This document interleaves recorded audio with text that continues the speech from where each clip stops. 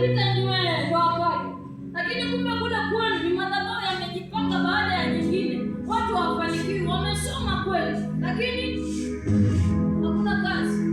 Sio wewe unaangalia mtu utasimama wewe. Wewe unatafuta watu kusimama. Mungu amenituma ni kwa ajili ya mtu. Amen. Amen. Na asipopatikana, maana hiyo vitu ni vya gharama. Narudi na hizo vitu maneno. Sawa, hata ukimwita Rose mwanzo hapo. Nataka aende kwa kusema. Atakuja kuniambia. Siwezi nikamtolea Mungu sadaka nisije. Kuna mtaratibu utaweza kumwona step by step in life. So Gideoni aliweza kutoa ng'ombe wa pili wa miaka 7. Angelikuwa wewe Gideoni, ungelitoa 7 ungelitoa 70, ungelitoa 700 na ungelitoa 7000. Jibu wote kwa pamoja. 70. Unatolea mimi, unatolea hiyo hali yako kuondokea. Ukitoa 70. Hata ile basani kiwaida ukiangalia chini. Usipotolea hiyo hali iko sacrifice, urongo inabakia vile. Sasa ni mrefu, ndio mjana tumegombana katika wilaya akaenda. Nini roho iliyo ndani yako ya talaka, madhabahu ya kwenu ndio yaliinuka, imemtoa. Lakini yule dada ni mtu mzuri, wewe ndio unaiwa roho ya talaka. Ivunje, hadi nzuri. Anaweza Tawambia ukweli na kutoweka Mungu. Na mimi namalizia na kitabu cha Wafalme wa kwanza. Ile yenye nilisema tupenda kutoa hiyo sana.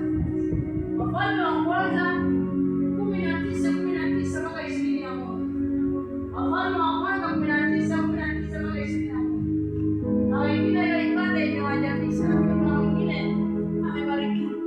Anaweza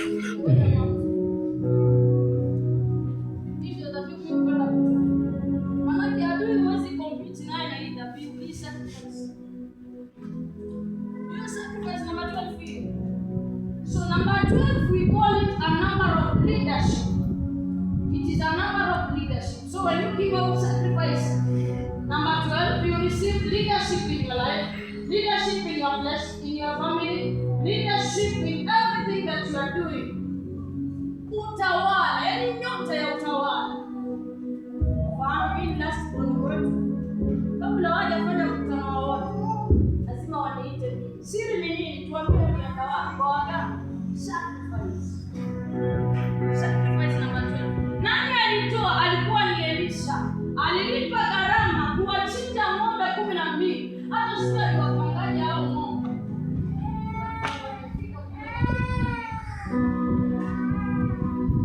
Amachinja. Maana yeye alikuwa ni mkulima na alihitaji anointing ambayo ilikuwa juu ya Elia. Akachinja ng'ombe 12. Na ninaona akipokea hiyo anointing. Maana Elia anapoondoka kuna kitu anamwachia. Amen. Anapomwachia ile koti, anabaki na anointing. Anapobaki na anointing, maana Elia anachukuliwa na magari. Na yeye anaporudi kwa sababu amegharamika kuwachinja ng'ombe. Anarudi anapata Yordani imejaa. Anapiga maji pale, barabara inapatikana. Anointing after gharama. Kuchinja wajua naeleza ili ukisoma tuwe tumemaliza ibada. Ndio kuna mwingine analala na mimi namaliza. Mimi huwa naeleza ukisoma Anaweza sikia. So miujiza ya kwanza akapiga maji, barabara ikapatikana. Miujiza ya pili kulikuwa na vijana 42. Maana Elisha alikuwa na kipara. Wakaanza kumuita wewe, yani kipara wewe. Elisha akaamrisha tupo. Wakatoka msituni wakaja wakakula wale vijana wote wakafanya nini? Haya, mfano akaenda kama pale Feri. Kuna vijana walikuwa wameazima sijui kwa nini. So, jana analia anasema hata tulikuwa tumeliazima. Haikuwa ni yetu. Alichukua kijiji tu akafanya kama pale Feri. Nikaelea. Akachukua hiyo nimeujiza. Akaenda mahali kuna maji ya mapovu. Mama wote wanatumia vibaya. Anaambia watu kunywa chumvi. Kunywa chumvi ukiweka chumvi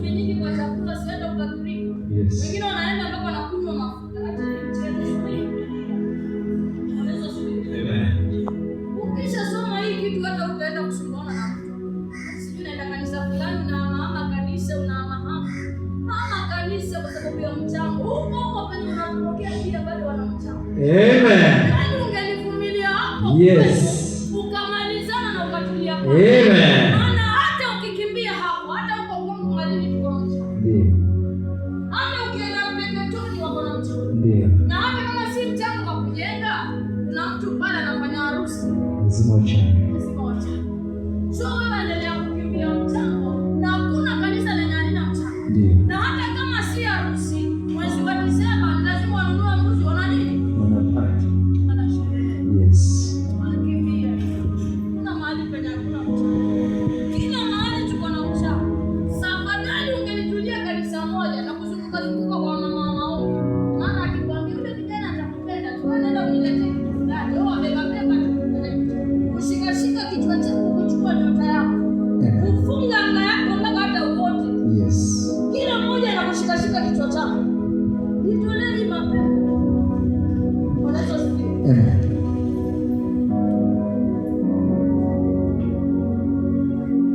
So Elisha aliweza kufanya hiyo muujiza baada ya kuchinja ng'ombe 12. Angelikuwa wewe ni Elisha wa saa hii, ungelitoa 1,200. Ungelitoa hiyo ama ungelitoa 12. Utajua mwenyewe. Lakini baada mimi nikimaliza nitaitisha bahasha. Tafuta hiyo mali. No. Kuna kitu ambacho nastahili kukupa. Na wachungaji hatufanani. Not the same. Amen. So tusomee pale tudhibitishe.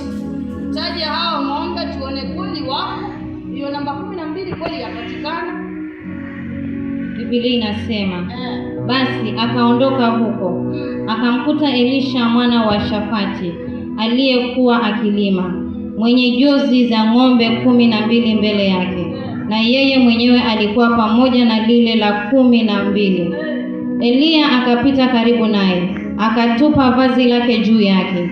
20. Naye akawaacha ng'ombe, akamfuata Eliya mbio, akasema, nipe ruhusa na kuomba nimbusu baba yangu na mama yangu, kisha mimi nitakufuata. Akamwambia, enenda urudi, ni nini niliyokutendea? 21. Akarudi akiacha kumfuata, akatoa lile jozi la ng'ombe, akawachinja, akatosa nyama zao kwa ile miti ya ng'ombe, akawapa watu wakala. Kisha akainuka akamfuata Eliya akamhudumia.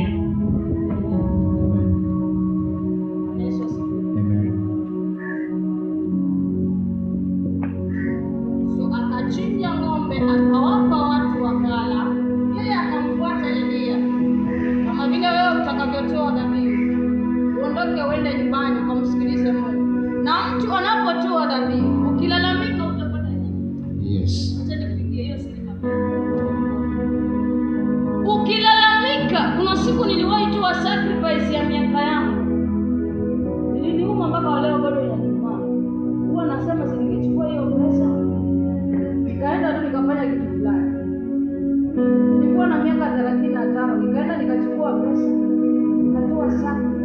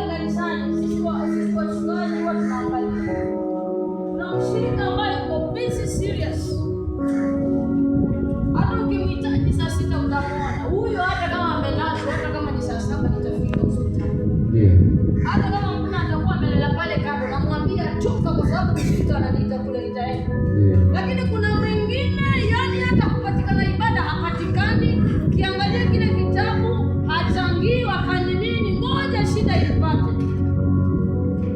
Mtoto amelazwa, utaniona nataka ama kanisa nenda. Kanisa ni nyingi. Yes.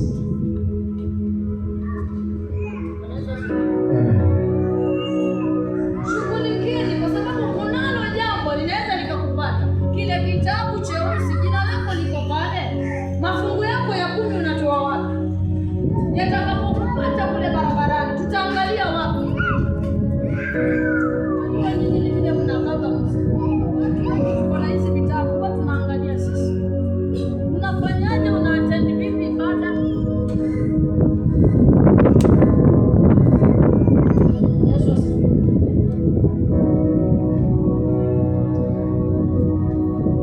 Na ibada ya moja niifanye kabla sijaita watu kwa madhabahu. Napatikana Ufunuo wa Yohana 2:5. Na mimi nilikuwa kama hawa watu, lakini nataka niwaokoe kabla tuje tutoe dhabihu. Na usiogope, maana mimi naulizanga mtu, ushawahi enda mazishini? Ndio pasta, nimeenda. Watu wangapi wanakuwa ndani ya jeneza? Mwenga tu. Ufunuo wa Yohana 2:5. Wao ukienda mazishini, watu wangapi wanakuwa ndani ya jeneza? So wewe angalia jirani utakapopita mbele. Mimi nimekuwa msherati zaidi yako. Nikiwa nasafiri kwenda Voi, kagongwa, tukapata ajali Nissan, watu wakafa wote, mimi nikabaki. Ndio nikaacha msherati. Sikutishi. Na wewe unaye discuss kuhusu wao watu wakuja kutubu, achana nao. Maana Biblia inasema chunga sana. Yesu asifiwe. Amen. Wewe uliyesimama usije ukaanguka. Yes. Wakati wote sisi ni wanadamu, usifurahikie mwenzako kwa sababu anakuja kutubu. Kaanza kumuongelea, achana na wao. Maana mimi kabla nihubiri hiyo, nimejiweka ndani kwao, nilikuwa kama wao. So siwezi kuwa nimesimama hapa mbele niwe mzuri kama sijavaa hicho kiatu. Nimekuwa vipi? Anaweza kusikia. Tusomea hapo inasema. Biblia inasema, Kanisa ibada ya kwanza. Mamaye akawaambia watumishi, Ufunuo wa Yohana.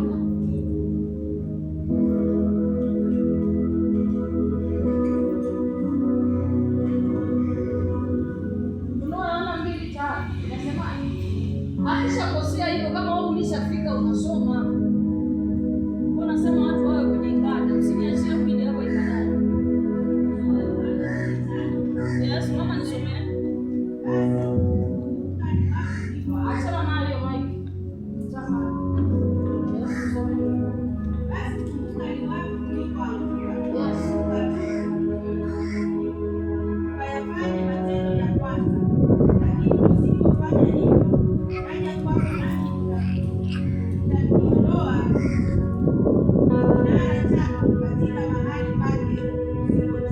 Naja kwako nami nitakiondoa kinara chako usipotubu. Kinara ni taa. Yes. Kinara ni nyota. Yeah. Mtu yoyote aliyeanguka wokovu nikijiweka ndani, lakini niliacha, maisha yake huwa ni kama haya. Yeah. Hata ukienda kwa nyumba yake ana shida, Yes. haoti. Yeah. Yeye ndio wa kwanza kupigwa vita. Yes. Hana nyota. Yes. Anakuwa ni mtu ambaye anaidiwa vitu na vitimii. Na mshale wote ukipita, yeye ndio wa kwanza kurushiwa huo mshale. Maana alifungua mlango wake. Adui anatumia madhaifu yake kumpiga vita. Yes. Lakini leo nimekuja ili niufunge huo mlango. Yeah. Unajua uko hapa, but your relationship with God is not good. Yes. Hata Yesu angekuja leo, wewe unajua vizuri kabisa nafsi yako inakwambia ungeingia mbinguni. Yeah. Utaenda na mtu mbinguni. Yes. Hata kama amekuoa, atalia hiyo kaburini. Yeah. Na baada ya pale atakuwekea ua. Yes. Katika bedroom yako ya hiyo kitanda ya 6x6, within 1 week atakuwa shaleta mke mwingine. Yes. Sio ni wewe na Yesu. Ni wewe na huyo Mungu wako. Yeah. Je, unajua uko hapa lakini hauko sawa na Mungu, ulianguka wokovu. Utahesabu mpaka mara 20. Wewe ndio unajijua. unanijua, mimi sikujui. Na kama sijaona mtu, nitapita hiyo ibada. Uko hapa lakini unajua wewe ni kijana, uko na boyfriend, unafanya mapenzi. Uko hapa lakini ulichelewa, ukaenda kwa mganga maana unaona Yesu alichelewa kuleta baraka. Ulirudi nyuma